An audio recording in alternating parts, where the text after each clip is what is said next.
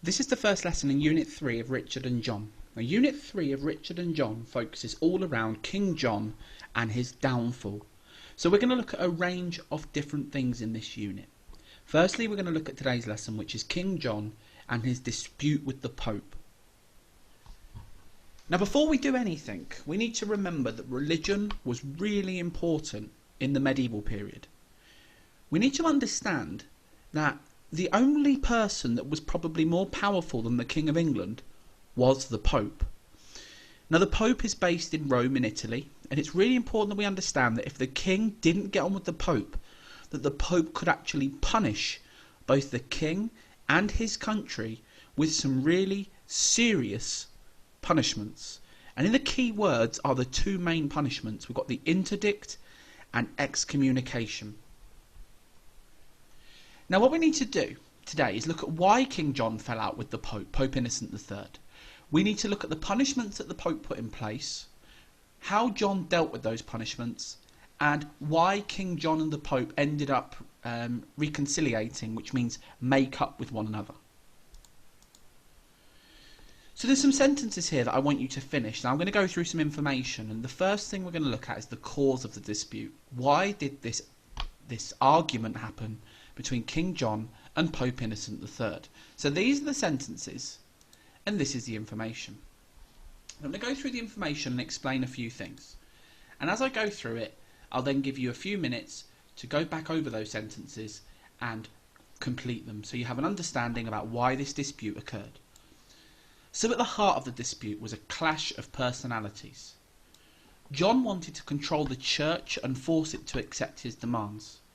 But John was really unlucky that at this stage he was facing one of the most energetic and forceful popes of the Middle Ages, 37-year-old Pope Innocent III. So John wanted to control the church, but obviously you've got to understand that the Pope has the overall control of the Catholic Church. Now, the dispute between the two began in 1205, when Hubert Walter, the Archbishop of Canterbury, died. Now, this is important that we understand this. I'm just going to add some text into this little part here. The Archbishop of Canterbury was the most important Archbishop in England. And before, both Henry and Richard chose their own Archbishop of Canterbury, because the Archbishop would help the king rule. They would help advise. They would be the most important archbishop. They would be in control to ensure the rest of the archbishops were doing their job, that the bishops were doing their jobs, the priests were doing their jobs. It was really important that you choose the right archbishop.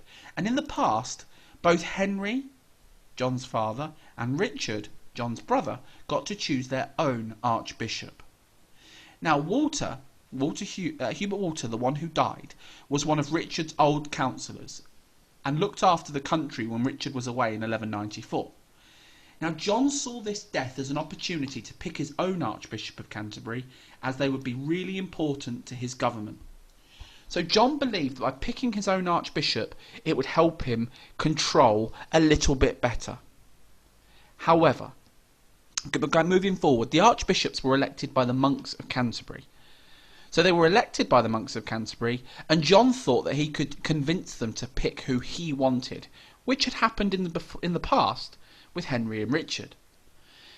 As I mentioned there, this wasn't an unreasonable demand. However, the monks chose their own person, called Reginald, instead of John's person that he wanted, John's candidate, John de Grey. So the monks of Canterbury wanted Reginald. John wanted John de Grey. Both sides went to Pope Innocent to appeal, but the Pope said he was going to choose his own Archbishop of Canterbury of England, Stephen Langton. And hopefully we understand this, but the person that has the most power in this case will be the Pope. Now, John was obviously furious with the news.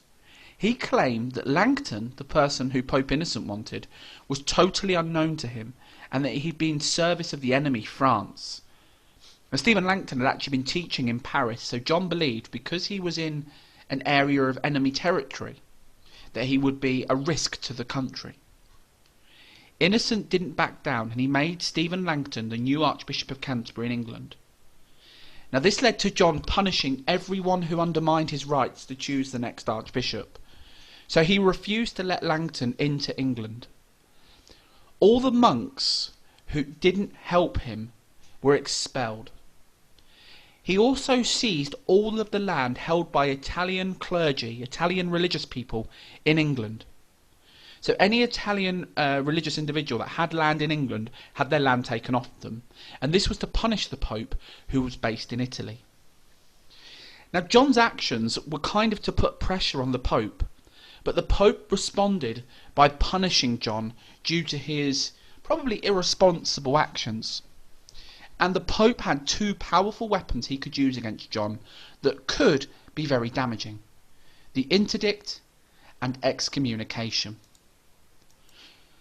So they're the sentences that you need to complete. Using the information we've just done, go back over and answer them as much as you can. The more that you understand this, the more that you understand the concept of the argument and why it happened, the better. So we've got now, give yourself about 5 minutes, pause the video, go back to the information and do these sentences. And then we'll look back over the punishments that Innocent III put in place. Right, so what were the consequences? The first punishment that Pope Innocent put in place was the interdict. So Pope Innocent did try. He sent 3 bishops to England to persuade John to accept Stephen Langton, but John wouldn't give in. And in March 1208, Innocent responded by placing England under a sentence of interdict. It was a serious punishment because it meant that English access to Christian sacraments were removed. So Christian services were removed from England. That includes marriages, burials, funerals. Now I'm going to go through some information here. What were the consequences of the interdict? So Holy Communion and anointing of the sick was not provided for people who were dying. So people couldn't be read their last rites, which meant that that concept of going to heaven might not have happened. Sermons could only be preached on a Sunday in the churchyard, not the church. Well, the church is obviously symbolic, is where God's looking over. This is definitely not what Christians want. Baptisms took place behind the locked doors of the church. People won't be able to witness them. Marriage not allowed to take place in church, and burial was forbidden. People were now scared they would go to hell. This consequence of the interdict made people fearful of their future. And it also put people in a difficult position, because anyone that supported the Pope were going to get punished. So John basically put people in a position where they had to choose between their land in England or their sort of spiritual situation when they die. So John's reaction to the interdict very much put people in a 50-50 situation. So John punished anyone that supported the Pope. Anyone who supported the Pope, he took the property off them, so took their land off them. He also became a lot stricter on monks who misbehaved. So even though monks were supposed to swear celibacy, there were some monks who had mistresses, and John reacted by arresting all of their mistresses. Now another thing that John benefited from this interdict was that he actually got a lot of land under his control. And because John was able to confiscate people's land, he actually made quite a lot of money from this. And he really had no reason to make up with the Pope. The people in England were deciding to support John more than the Pope because John had something in the short term that was going to benefit them, their livelihood, their land. And John stood by the interdict, and by 1209 the Pope allowed churches to hold services behind closed doors, and Holy Communion was given to the dying. So if anything, John benefited from this interdict, and it came to the point where the Pope gave up and actually allowed some of the services that the interdict had taken away to be done again. For example, Holy Communion being given to the dying. So the interdict really did fail. Now the next punishment was more serious.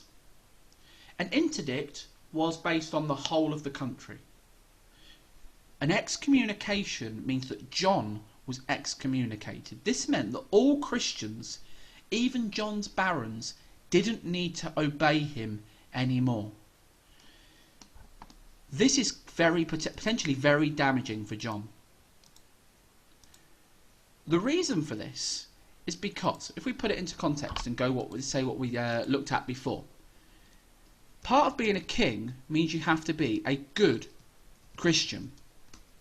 Another thing is, if England is not under the control of a Christian, then other Christians can invade.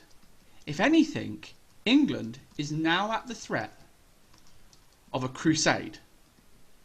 Now that sounds really daft, because some people might think it's just the Christians versus the Muslims. No. In this case, England, one of the most powerful areas in the world, is not under the control of a Christian, because John has been excommunicated. So we need to look at the consequences of this excommunication. Did it work? Did it not work? And then we'll come to another conclusion with this.